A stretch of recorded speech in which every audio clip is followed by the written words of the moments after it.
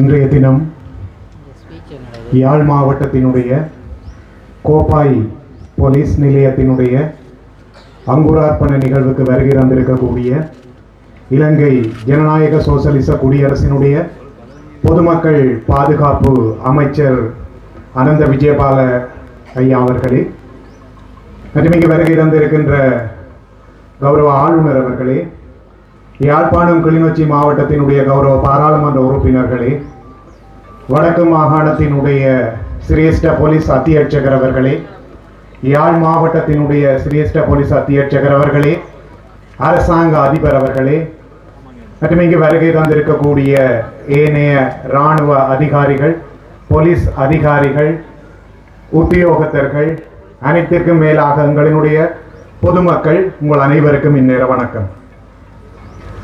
1866ஆம் ஆண்டு இலங்கையிலே இந்த போலீஸ் திணைக்களமானது உருவாக்கப்பட்டது. சரியாக 100வது ஆண்டு 1966ஆம் ஆண்டில் இந்த கோப்பாய் பிரதேசத்தினுடைய இந்த போலீஸ் நிலையம் தற்காலிகமான இடங்களில் ஆரம்பிக்கப்பட்டிருந்தது. இன்றைக்கு 160வது ஆண்டு கோப்பாய் போலீஸ் நிலையம் உருவாகி 60வது ஆண்டில் இந்த நிலையம் புதிதாக இங்கு அங்குரார்ப்பணம் செய்யப்பட்டிருக்கின்றது. உண்மையில் பெருமைப்பட வேண்டிய விடயம். அதற்காக உடனடியாக நடவடிக்கை மேற்கொண்ட எங்களுடைய அரசாங்கத்திற்கு எங்களுடைய நன்றிகளை தெரிவித்துக் கொள்கின்றோம். இன்றைய காலகட்டத்திலே உலகளாவிய ரீதியில் பொதுமக்கள் பாதுகாப்பு என்பது பாரிய அளவில் பேசப்பட்டுக் கொண்டிருக்கின்றது. இந்த பொதுமக்களினுடைய பாதுகாப்பு தொடர்பாக அளவீடு செய்வதாக குளோபல் பீஸ் இண்டெக்ஸ் என்பது கணிக்கப்படுகின்றது. அதாவது உலகளாவிய சமாதான குறிகாட்டி என்பது பொதுமக்களினுடைய பாதுகாப்பு நிலை தொடர்பாக அறிவதற்காக பயன்படுத்தப்படுகின்றது. அந்த குறிகாட்டியை பொறுத்தவரையில் 2022ஆம் ஆண்டுகளில் இலங்கையினுடைய இடம் என்பது 90வது இடம். தென் ஆசிய வலயத்தில் இலங்கை பெற்றுக்கொண்ட இடம் 3வது இடம். 2024ஆம் ஆண்டு ஏற்பட்ட ஒரு அரசியல் அரசாங்க மாற்றத்தின் பின்னராக இன்றைக்கு 2026ஆம் ஆண்டில் அதே குளோபல் பீஸ் இண்டெக்ஸ் GPI-யில் இலங்கை பெற்றிருக்கக்கூடிய இடம் 67. கிட்டத்தட்ட 23 இடங்கள் வேகமாக முன்னேறி 67வது இடத்தில் இப்பொழுது இலங்கை இருக்கின்றது என்று சொல்லி சொன்னால், இலங்கையில் பொதுமக்களினுடைய பாதுகாப்பு என்பது குறித்த இந்த 1.5 ஆண்டு காலங்களுக்குள் அதிகமாக முன்னேற்றம் அடைந்திருக்கின்றது. இந்த குளோபல் பீஸ் இண்டெக்ஸ் தொடர்பாக பேசுகின்ற பொழுது 3 விடயங்கள் முக்கியமாக கொள்ளப்படுகின்றது. ஒன்று அரசியலினுடைய ஸ்திரத்தன்மை, இரண்டாவது ஏற்படக்கூடிய குற்றங்களில் இருந்து மக்களை சமூகங்களை பாதுகாக்கின்ற நிலைமை, மூன்றாவது இந்த சைபர் கிரைம் என்று சொல்லப்படுகின்ற இந்த நிகழ்நிலை குற்றங்களில் இருந்து மக்களை பாதுகாக்கின்ற நிலைமை. இந்த 3 நிலைகளிலும் அரசியலினுடைய ஸ்திரம் என்பதில் 24.8%, குறிப்பாக 25% இந்த இலங்கை இந்த 1.5 ஆண்டுகளில் முன்னேறி இருக்கின்றது. அதற்கு சான்று ஐக்கிய நாடுகள் சபையினுடைய பீஸ் கீப்பிங் என்று சொல்லப்படுகின்ற சமாதானத்தை ஏற்படுத்துவதற்கான நிதி கொடுப்பனவில் இலங்கையானது கிட்டத்தட்ட 40.5% மேலதிகமான ஒதுக்கீட்டை பெற்று இலங்கை ஒரு பொதுமக்கள் பாதுகாப்பை ஊக்குவிக்கின்ற நாடாக அரசியல் ஸ்திரத்தன்மையில் 25% மேலான ஒரு முன்னேற்றத்தை அடைந்திருக்கின்றது. அது தவிர மக்களினுடைய பாதுகாப்பு என்கின்ற வகையில் தற்பொழுது இலங்கை அரசாங்கமானது போலீசாரினை கிட்டத்தட்ட 600 போலீஸ் நிலையங்களில் 43 போலீஸ் டிவிஷன்களில் ஏறத்தாழ 84,000க்கும் மேலதிகமான போலீசாரை சேவையில் ஈடுபடுத்தியது மட்டுமல்லாது ஒவ்வொரு கிராம சேவையாளர் பிரிவுகளிலும் பொதுமக்கள் பாதுகாப்பு அமைப்பு என்கின்ற ஒன்றை நிறுவி, குறிப்பாக யாழ்ப்பாணத்தில் 435 கிராம சேவையாளர் பிரிவுகளில் 2 பாதுகாப்பு வலயங்கள் தவிர்த்து 423 கிராம சேவையாளர் பிரிவுகளில் இந்த பொதுமக்கள் பாதுகாப்பு குழுக்கள் அமைப்பதற்கான நடவடிக்கை தீவிரமாக நடைபெற்றுக் கொண்டிருக்கின்றது. இதன்படி இலங்கை முழுவதிலும் கிட்டத்தட்ட 14,000 பொதுமக்கள் பாதுகாப்பு குழுக்கள் 84,000 நேரடி போலீஸ் உத்தியோகத்தர்களை தாண்டி 14,000 கிராமங்களிலும் குறைந்தபட்சம் 15 பேர் கொண்டதாகிய குழுக்களை உள்வாங்கி இந்த பொதுமக்களினுடைய பாதுகாப்பு தற்பொழுது அதிகரிக்கப்பட்டிருக்கின்றது. மூன்றாவதாக ஏற்படுத்தப்பட்டிருக்கின்ற சைபர் கிரைம். எங்களுக்கு நடைபெற்றுக் கொண்டிருக்கின்ற இந்த நிகழ்நிலை குற்றங்கள் தொடர்பாக பாரிய அளவிலான சட்ட ஏற்பாடுகள் தற்பொழுது இலங்கையில் மேற்கொள்ளப்பட்டு அதன் கீழ் பல விசாரணைகள் மேற்கொள்ளப்படுவதனால் இந்த உலக பாதுகாப்பு சுற்றனில் இலங்கை 23 படிநிலைகள் முன்னேறி 1.5 ஆண்டுகளில் 67வது இடத்துக்கு சென்றதோடு மட்டுமல்லாது தென்கிழக்காசிய பிராந்தியத்தினுடைய பூட்டானுக்கு அடுத்ததாக 2வது நாடாக பொதுமக்கள் பாதுகாப்பில் நிலவி வருகின்றது என்று சொல்லி சொன்னால் இத்தனை விடயங்களையும் இந்த அரசாங்கம் மேற்கொண்டு வருகின்றது.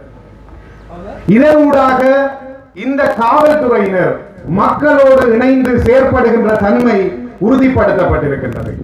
ஆனாலும் மக்கள் இன்னமும் இந்த போலீஸ் திணைக்களத்தின் மீது அபரிமிதமான நம்பிக்கையை ஏற்படுத்தாத நிலை என்பதும் காணப்பட்டுக் கொண்டிருக்கின்றது. அதற்கு காரணம் பல இருக்கின்றது. கடந்த காலங்களில் ஏற்படுத்தப்பட்ட யுத்தம், அதன் பின்னராக கைமாற்றப்பட்ட சிவில் நிர்வாகம், தொடர்ச்சியாகவும் அந்த யுத்தத்தின் வடுக்களினால் பாதிக்கப்பட்ட மக்கள் அதனுடைய அச்சத்தில் இருந்து வெளிவராத ஒரு தன்மை. இரண்டாவதாக மக்கள் போலீசாரோடு இணைந்து செயல்படுவதற்கு இன்னமும் நம்பிக்கை கொண்டு முன்வராத தன்மை. அதற்கு பிரதான காரணம் கடந்த காலங்களில் அரசியல்வாதிகளுக்கு பாதுகாப்பு வழங்குகின்ற செயற்பாடுகள் செய்ய வேண்டிய கடப்பாடு இருந்திருக்கின்றது. பிரதேசத்தினுடைய பணக்காரர்களுக்கு பாதுகாப்பு வழங்க வேண்டிய தேவை இந்த போலீஸ் நிலையங்களுக்கு இருந்திருக்கின்றது. கடன் கொடுப்பவர்கள், வட்டி கொடுப்பவர்கள், ஆயுத குழுக்களை வைத்து இயக்குகின்றவர்களுக்கு பாதுகாப்பு அளித்திருக்க வேண்டிய சம்பவங்கள் கடந்த காலங்களில் அதிகமாக நடந்ததன் விளைவாக சாமானிய பொதுமக்கள் இந்த போலீசாரோடு இணைந்து செயற்படுவதில் பல்வேறு வகையான இன்னல்களை அனுபவித்திருந்தார்கள். ஆனால் இன்றைக்கு அந்த நிலை மாறி வருகின்றது. அதை நாங்கள் மிகவும் நம்புகின்றோம். இன்றைக்கு அந்த நிலை மாறி வருகின்றது. ஆனால் சில இடங்களில் பழக்க தோஷங்களினால் போலீசார் மாறியிருந்தும் கூட தங்களுக்கு முன்னர் கிடைத்த அந்த மரியாதைகளுக்காக இன்னமும் பின்னால் இருப்பவர்கள் இருந்து கொண்டிருக்கின்றார்கள். அவர்கள் நீங்க வேண்டுமாக இருந்தால் மக்கள் போலீசாரோடு கைகோர்க்க வேண்டும். மக்கள் போலீசாரினுடைய நல்ல நிகழ்வுகள், துக்கமான நிகழ்வுகள், ஒவ்வொரு நிகழ்வுகளிலும் மக்கள் பங்கு பெற்ற வேண்டும்.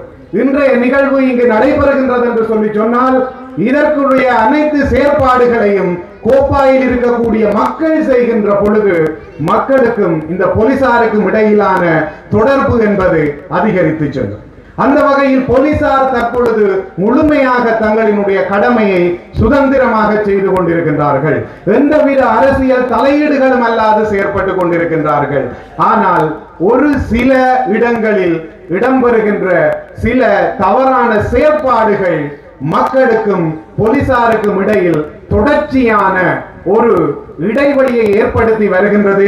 அதனை குறைக்க வேண்டியது எங்களினுடைய பிரதானமான கடமையாக இருக்கின்றது. ஆக இங்கு வந்திருக்கின்ற பொதுமக்கள் பாதுகாப்பு குழு உறுப்பினர்கள் தயவு செய்து தாங்கள் தங்களினுடைய பலத்தினை பெற்றுக் கொள்ளாத வரை போலீசாரினால் முழுமையாக தங்களினுடைய கடமையை மேற்கொள்ள முடியாது என்பதனை நாங்கள் புரிந்து கொள்ள வேண்டும். அடுத்ததாக அரசாங்கம் இந்த போதைக்கு எதிரான ஒரு பயணத்தை மேற்கொண்டு வருகின்றது.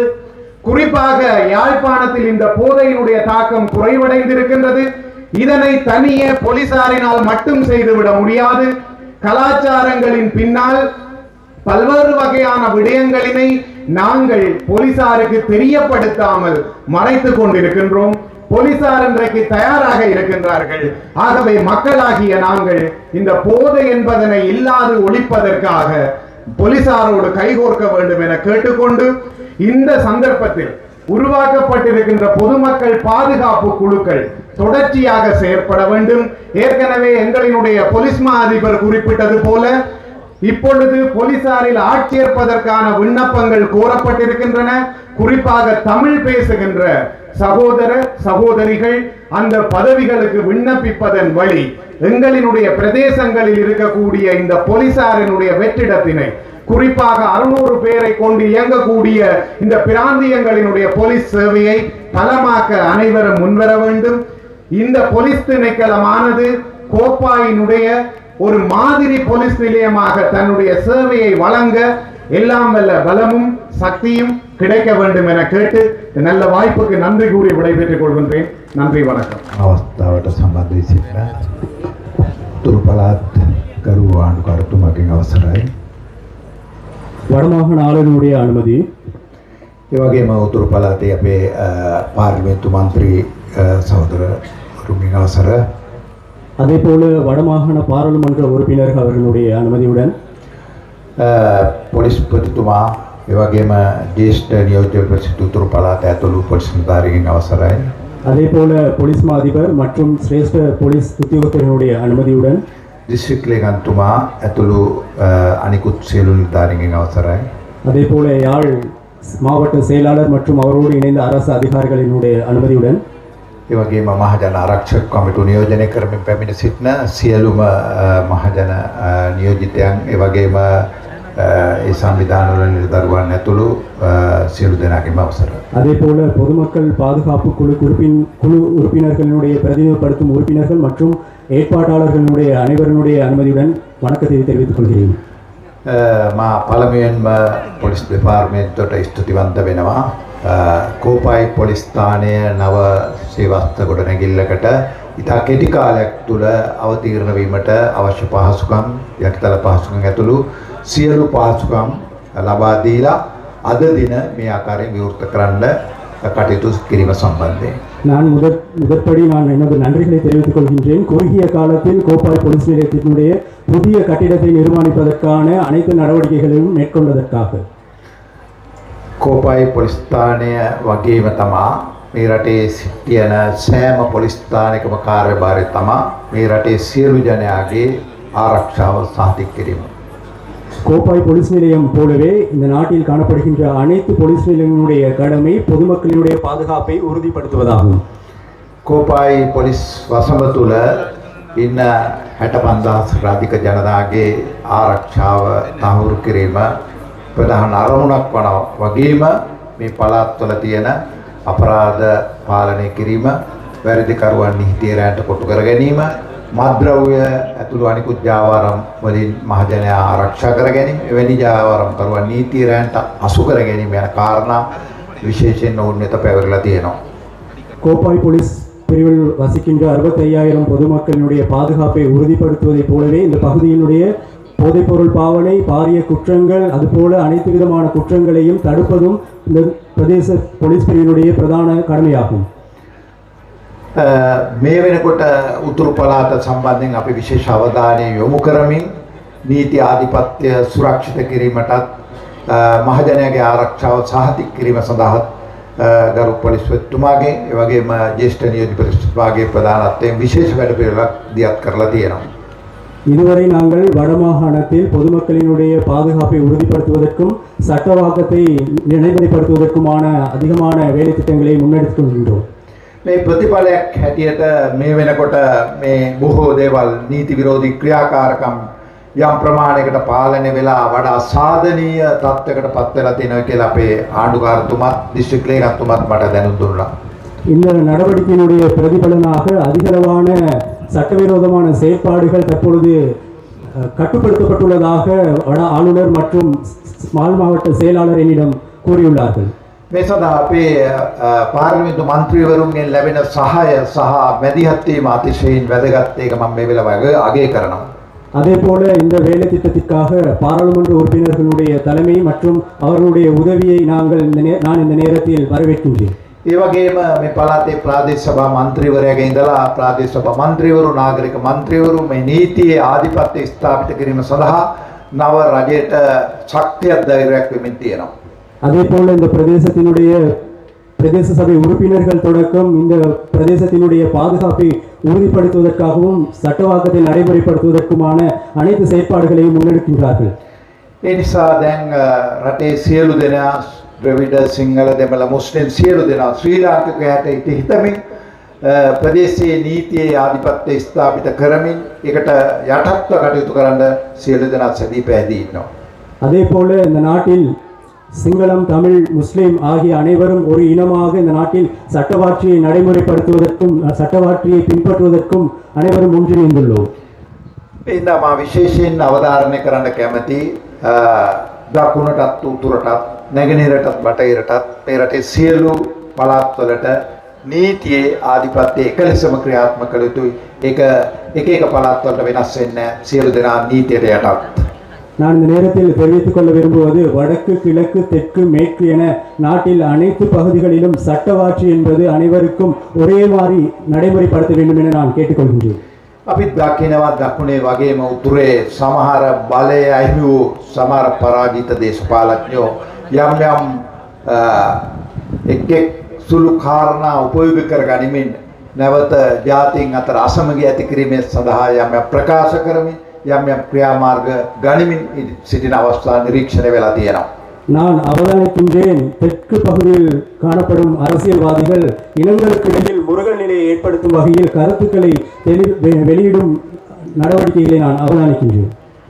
මම මේ අවස්ථාවේ අවධාරණය කරන්න කැමති එවැනි කිසිදු දේශපාලන පක්ෂයකට හෝ පක්ෂවලට හෝ කල්ලි කණ්ඩායම් වලට මේ රටේ නැවතත් ජාතිවාදය ආගම්වාදය විශ්සීමට කිසිසේත්ම අපි ඊට කඩ දෙන්නේ නැහැ කියන එක අවධාරණය කරන්න කැමතියි. நான் இந்த நேரத்தில் அவர்களுக்கு கூறிக்கொள்ள விரும்புகின்றேன், இந்த நாட்டில் எந்த ஒரு நிலையிலும் அடுத்ததாக இனவாதமும் மதவாதமும் தலை தூக்குவதற்கு நாங்கள் இடமளிக்கப் போவதில்லை நான் தெரிவித்துக் கொள்கின்றேன். අපිට අවශ්‍ය එකම දෙයයි මේ රටේ මේ ප්‍රදේශයේ සියලු ජනයාගේ ආරක්ෂාව සාතික කරමින් ඔහුට නිදහසේ සතුටින් ජීවත් වෙන්න පුළුවන් වටපිටාවක් උතුරු පළාතවල නිර්මාණය කිරීම අපේ ප්‍රමුඛතම කාර්යය. என்னுடைய முக்கிய நோக்கம் இந்த பகுதியில் பொதுமக்களுடைய பாதுகாப்பை உறுதிப்படுத்தி அவர்களுடைய சுதந்திரமாகவும் சந்தோஷமாகவும் இந்த பகுதியில் வாழ்வதற்கான சூழலை உருவாக்குவதாகும். දුබලයාට එක නීතියකුත් ප්‍රබලයාට තව නීතියකුත් ක්‍රියාත්මක වෙන්න බෑ. සියලු දෙනාට නීතිය පොදුයි. නීතිය තමයි උඩින් තියෙන්නේ. எளியோருக்கு ஒரு நீதியும் பிரபலமானவருக்கு ஒரு நீதியும் எந்த நடைமுறைப்படுத்தப்படாது. அனைவருக்கும் ஒரே வகையான நீதியே நடைமுறைப்படுத்தப்படும். ඒ නිසා අපි මහජන ආරක්ෂක ඇමතිවරයා හැටියට විශේෂයෙන් මේ පොලිසිය මෙහෙවන්නේ එවැනි උවමනාවක් සහිතව. ஆகவே பொதுமக்கள் பாதுகாப்பு அமைச்சு என்ற வகையில் நாங்கள் போலீசாருக்கு கட்டளையிடுகின்றோம் அல்லது நடைமுறைப்படுத்துகின்றோம் இவ்வாறான சட்டத்தினை நடைமுறைப்படுத்துவதற்கு. පක්ෂ ભેද, කුල ભેද, ජාති ભેද මේ සියල්ල පසකලා මිනිසුන් හැටියට හිතමින් මිනිසුන්ගේ ජන ජීවිතය සුරක්ෂිත කරන සමාජයක් නිර්මාණය කිරීම තමයි අපේ අරමුණ. எங்களுடைய பிரதான நோக்கம் கட்சி ரீதியான மத ரீதியான எந்த ஒரு பிரிவினைவாதமும் இல்லாத அனைவரும் ஒன்றாக வாழும், அனைவரும் ஒரே இனம் என்ற ரீதியில் வாழ்வதற்கான சூழலை உருவாக்குவது. අතීත ආමිහිරි අධ්‍යක්ීම් නැවත නැවත මේ සමාජය තුළ ඇති වෙන්න කිසිදු ඉඩකඩක් දීමට හැකියාවක් නැහැ. இந்த நாட்டில் இந்த சூழலில் மீண்டும் ஒரு முறை இவ்வாறான முருகல் நிலை ஏற்படுவதற்கான சாத்தியக்கூறு இல்லை என நான் தெரிவித்துக் கொள்கிறேன். ඒ හින්දා මේ පළාතේ සියලු දෙනාගේ වගකීම යුතුයකම තමයි ඔබේ දරුවාට අනාගත පරපුරට හොඳ රටක් හදා දීම වෙනුවෙන් මේ සමස්ත සාමූහික මැදිහත් වීම සඳහා කටයුතු කිරීම. இந்த பிரதேசத்தில் வாழும் பொதுமக்களுடைய பிரதான கடமைதான் உங்களுடைய சந்ததியினர், உங்களுடைய பிள்ளைகளுக்கு பொதுவான சந்தோஷமாக வாழக்கூடிய ஒரு சூழலை உருவாக்குவது. එහෙම රටක් හදන්න නැත්නම් අපිට හැමදාම වාද ભેද ගැටුම් කලකෝලාල මැද්දේ ජීවත් වෙන සමාජයකින් ඇති ඵලය කුමක්ද කියලා මා ප්‍රශ්න කර සිටිනවා. அவ்வாறான ஒரு சூழல் உருவாகாத பட்சத்தில் இந்த நாட்டில் பிரிவினைவாதமும் வேறுபாடுகளும் தலை தூக்குவதற்கு இடம் ஏற்படும். ඒක ඔබේ අනාගත පරපුර ඔබේ දරුවාට මේ රට තුල ජීවත් වෙන්න තියෙන පරිසරය අහිමි කිරීමක් වෙනවා. அவ்வாறான ஒரு நிலை எதிர்கால சந்ததியினர் இந்த சூழலில் வாழ்வதற்கான ஒரு நிர்பந்த நிலையை உண்டு பண்ணும். ඒ නිසා අනාගත පරපුරටත් නූපන් දරු පරපුරටත් හොඳ රටක් සාමයෙන් සමගියෙන් සහජීවනයෙන් ජීවත් වෙන්න පුළුවන් හොඳ පරිසරයක් හදා දීම අපේ අරමුණ. ஆகவே எங்களுடைய பிரதான நோக்கம் எதிர்கால சந்ததியினருக்கு சந்தோஷமாகவும் சகவாழ்வுடன் நல்லிணக்கத்துடன் வாழக்கூடிய சூழலை உருவாக்குவது. ඒ නිසා වත්මන් පොලිසිය ඒ සඳහා මැදිහත් වීම කැපවීම ගැන මට විශ්වාසයක් තියෙනවා. ஆகவே நான் மிகவும் விசுவாசமாக இருக்கின்றேன் நடைமுறையில் உள்ள போலீசார் அதற்கான நடவடிக்கைகளை எடுக்கின்றார்கள் என.